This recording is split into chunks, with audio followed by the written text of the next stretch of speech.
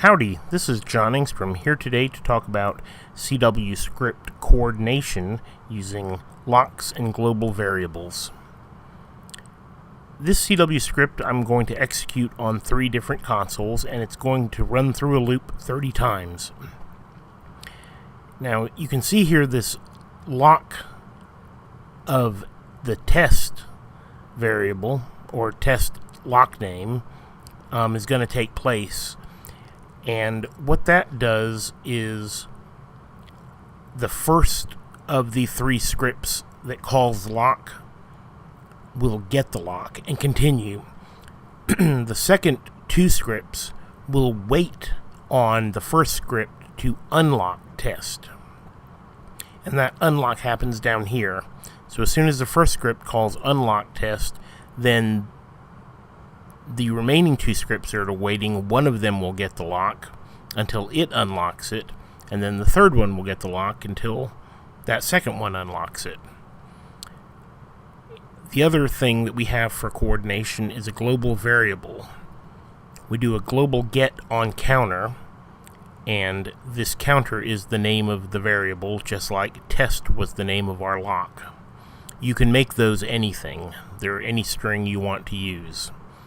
So we store it into a local variable CNT, and then you'll see that because global variables are always saved as strings, we convert it from a string to an integer with the parseInt call here, and then we increment it, and then if it's a multiple of 10 we set a UDF in the console, and then we save our incremented counter into the global variable counter again, and then we unlock test. So this test lock is protecting my global variable counter so that only one of the scripts is reading or writing it at a time. And then we sleep for a random number from 0 to 2 seconds, and then we continue on in our loop. Here I'll show you what it looks like when we run that CWScript on all 3 consoles at the same time. And we have the user-defined field set. You'll see that randomly those user-defined fields get set because that counter is being shared amongst all 3 of those consoles running the CWScript.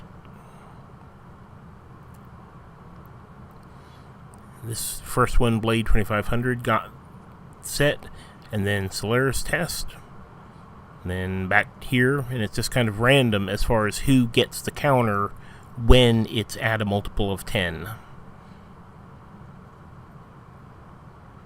And because there's a sleep in there, it can take it a little time to increment to the next one.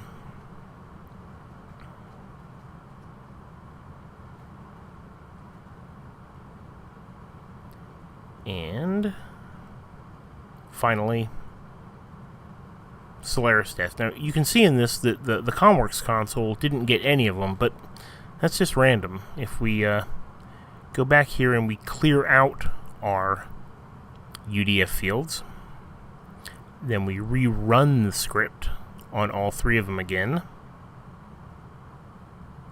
you'll see that this time it's likely that CWScripts console will in fact get that counter at the appropriate time.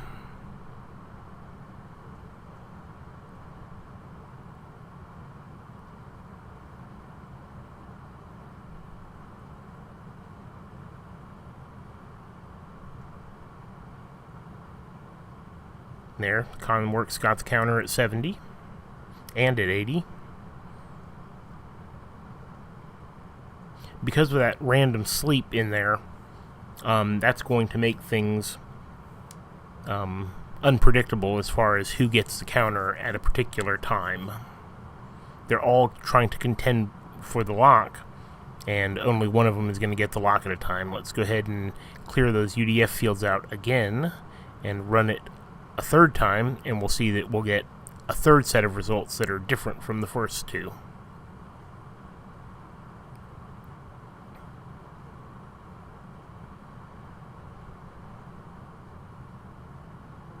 Here, CWScripts started off with the first one.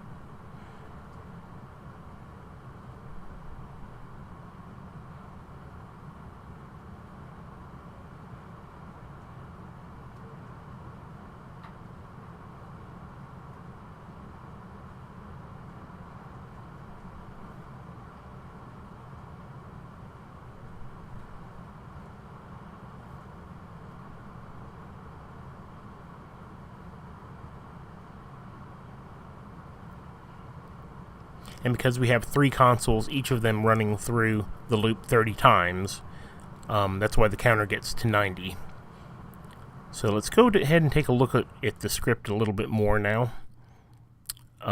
This lock, like I said, will allow the first console that's running this script, really it's the first script that's running this, since I'm running it on consoles, I say the first console, but allow the first script to go ahead and acquire the lock and continue, and the next scripts that call this lock will wait until the first one unlocks it.